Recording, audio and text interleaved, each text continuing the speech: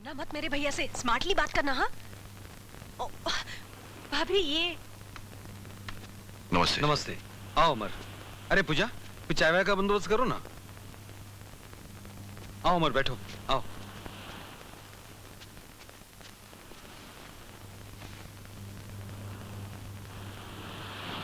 पूनम को कब से जानते हो? अभी कुछ ही दिनों से। और इतनी जल्दी तुम उसके इतने करीब आ गए? ये तो कुदरत की मर्जी है सर। कुदरत की नहीं, तुम्हारी मर्जी है। जो भी समझे आप, बात सिर्फ इतनी सी है कि हम दोनों एक दूसरे को बहुत चाहते हैं। ये इतनी सी नहीं, बहुत बड़ी बात है।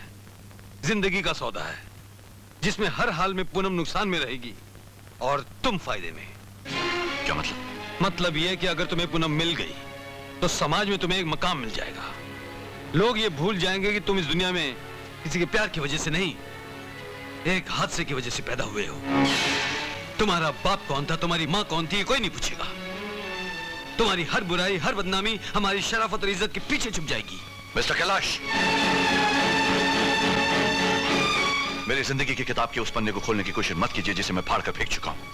कागज फाड़ने से लिखाई मिट सकती है लेकिन सच्चाई नहीं। आईना तोड़ने से कभी तुम्हारी नजर अपने चेहरे पर पड़े हुए गुनाहों के दागों को नहीं देखेगी जो तुम्हारी असलियत है। पुलिस की आंख सिर्फ मुजरिम को देखती है, उसके दिल के जख्मों को नहीं। मैं जेल गया था तो आपने मालूम कर लिया, लेकिन क्यों गया था ये आपने जानने की कोशिश नहीं की। जिसकी परवरिश चौराहे की गंदी गलियों में हुई हो और जो बचपन में ही अपने हाथ किसी के खून में डुबो चुका हो, उसके पास और भी कुछ बाकी है बताने के लिए। आप बहुत कुछ बाकी है बताने के लिए।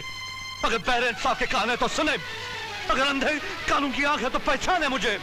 मैं वही छोटू चाय वाला हूँ जिसने अपनी जान पर खेलकर उस शैतान काली नाग को एक मासूम लड़की की आबरू बेचने से रोका, उसकी इज्जत लूटने से पहले उसकी हिफाजत की। ये लो अपना नागपुर का टिकट, गाड़ी का समय हो गया है। छोटू, मैं तुम्हारा ये एहसान जिंदगी भर नहीं भूलूंगी। इसे एहसान मत कहो पूजा जी, इसे छोटे भाई का प्यार समझकर याद रखना।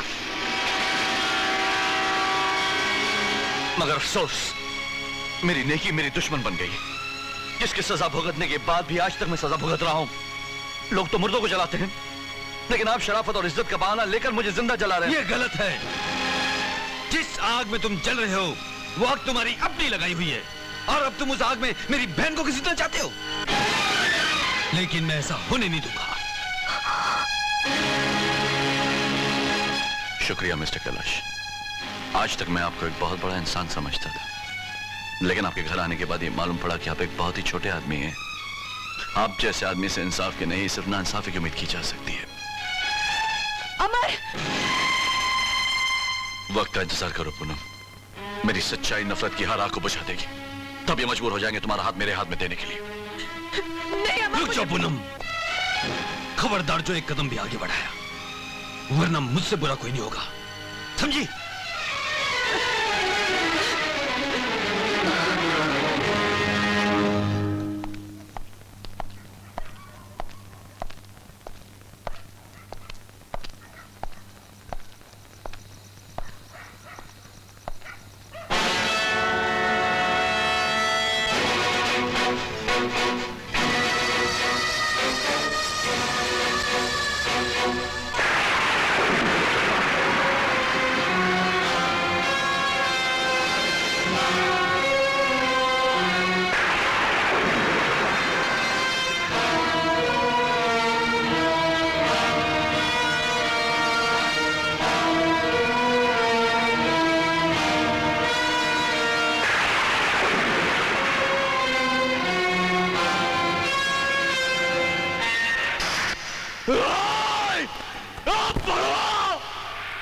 लीडर बन गया तो कालीनाथ दलाल। अरे क्या कर रहा है ये?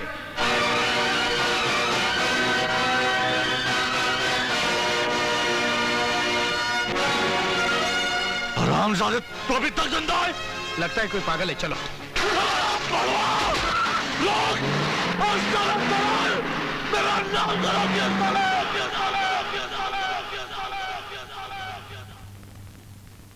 क्या बात है, आप लोग कुछ परेशान नजर आ रहे हैं। हाँ, सर मुड़ते ही ओले गिरने लगे। पोस्टर्स बैनर्स लगे नहीं, साले गालियां देने वाले पहले ही खड़े हो गए। गालियां? किसने गालियां दी आपको? अरे कुछ नहीं बाबा भाई, बद्रीनाथ जी खुशनसीब है जो लोग इन्हें गालियां दे रहे हैं। हमें तो सारी जिंदगी नेतागिरी में झक मारते हो गई, अब तक तरस रहे हैं कि पब्लिक गालियां दे हमें। सीधी बात करो तिवारी, चक्कर क्या है? पब्लिक की जुबान को ऊपर वाले का नगाड़ा समझो, नगाड़ा। अभी तो साला वो आमर ही खड़ा हुआ है बजाने को, कल पता नहीं कौन कौन बजाने के लिए खड़ा हो जाएगा। पाव शेर मारकर पत्थर मार रहा था साला पोस्टर को। अरे बद्रीनाथ जी, आपकी हवा गर्म देखकर अपोजिशन वाले बौखला गए हैं। थोड़ी डींग डांग करने के लिए इंसाफ घर वालों को माल खिलाया होगा। देखा नहीं आपने, पत्थर मार रहा था आपकी तस्वीर को और गाली दे रहा था साला किसी कालीनाथ को। तिवारी, मुंह खोलने से पहले अपनी औकात मत भूला करो। बाबा भाई आप तो खामखा गर्म हो रहे हैं, ये सब अपोजिशन वालों की चालें हैं। किचन में ऐसे ड्रामे तो होते रहते हैं। हाँ, लेकिन ऐसे ड्रामों में कभी कभी लोग अपनी जाती दुश्मनी भी निकाल लेते हैं। आप बिल्कुल ठीक कह रहे हैं, उस अमर की जुबान बंद करना बहुत जरूरी है। ये काम मैं करूंगा बाबा भाई, और अपनी खुन्नस भी निकाल लूंगा उस साले से। नहीं गिरधारी, तुम अभी अभी जेल से छूट कर आए हो, ये काम स्नेक ही करेगा।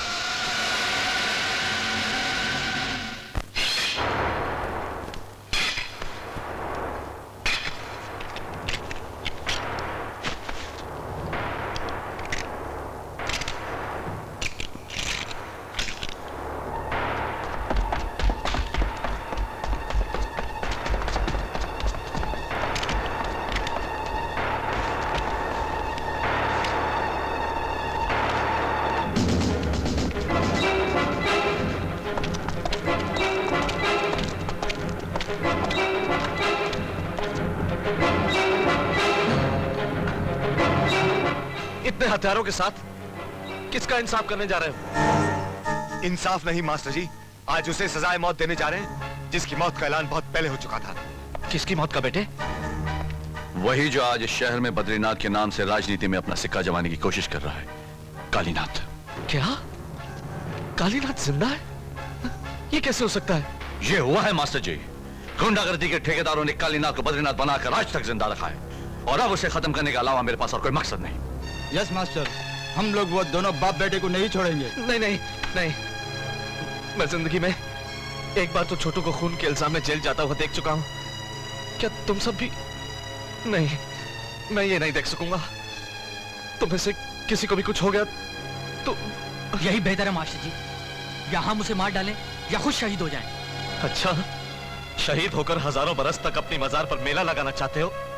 अरे मैं तो चाहता हूं कि तुम लोग जिंदा रहो हजारों बरस और लोगों को इंसाफ दिलाओ। और तुम्हारे जिंदा रहने में मेरा भी तो स्वार्थ छुपा है। पता नहीं मेरी जिंदगी के कितने दिन बाकी रह गए हैं, और मेरी अर्थी को कांधा देने वाले वो 4 कांधे तुम ही तो हो। बेटे, बरसों तक तू जिन चोटों से तड़पता रहा, उनका बदला तू उसे एक ही बार में मार कर लेना चाहता है। कालीनाथ का विनाश करने के लिए कोई दूसरा रास्ता तलाश कर। उस पेड़ को जिंदा रखने वाली जड़ों की तलाश कर, फिर ऐसा तेजाब छिड़क उन पर कि वो पेड़ भी गिर जाए और उसकी छांव में बसने वाले भी दबकर मर जाएं। समझदारी से काम ले, फेंक दे ये हथियार। आज दिवाली है, आज तो तुम्हारे हाथों में अपने मास्टर के दिए हुए तोहफे और खुशियों के दिए होने चाहिए।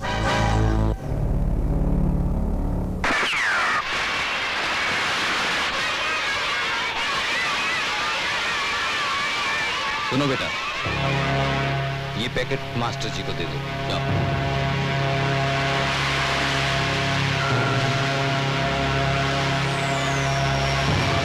नमस्ते। नमस्ते। नमस्ते। नमस्ते। नमस्ते जी। नमस्ते मास्टर जी। मास्टर जी, ये लीजिए मिठाई। किसने दिया बेटा? उस गाड़ी वाले ने।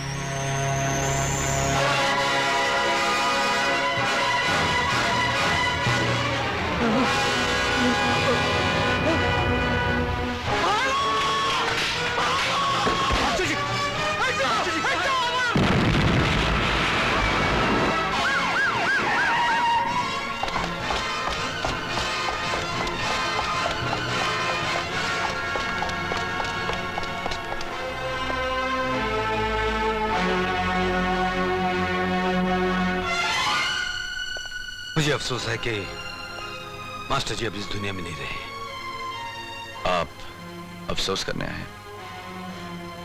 हाँ, और तुम्हारा बयान लेने भी।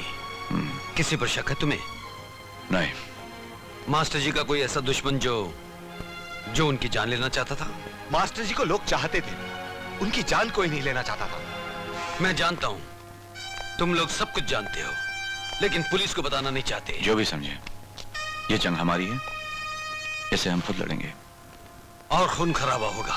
होने दो, जंग में खून नहीं बहता है, जाने ही जाती हैं, और हमें अपनी जान की परवाह नहीं।